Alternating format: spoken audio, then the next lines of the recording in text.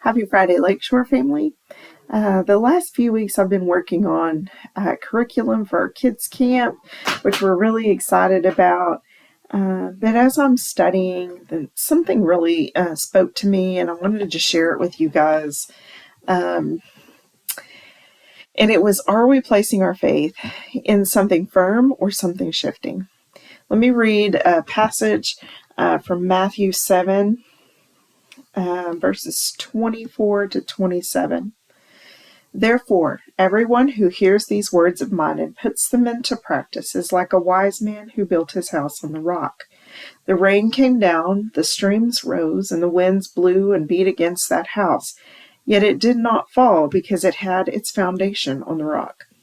But everyone who hears these words of mine and does not put them into practice is like a foolish man who built his house on the sand.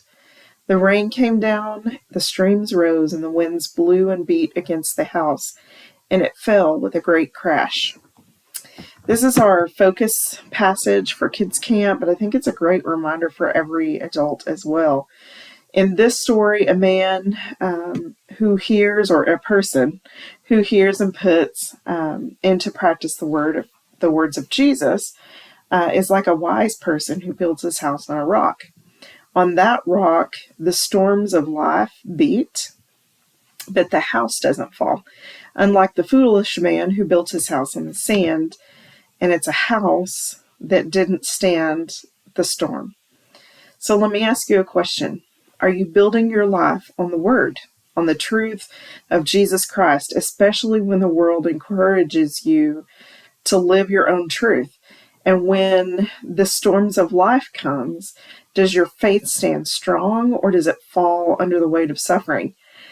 I'm reminded of these verses specifically because our Mother's Day Out staff is dealing with the loss of one of our own.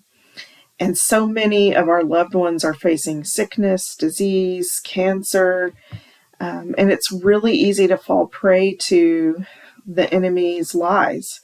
God doesn't care about you. God doesn't love you. He could have done this for you, and he chose not to. Why should God care about you? So I want to encourage you and tell you to take those thoughts captive because they are not from God.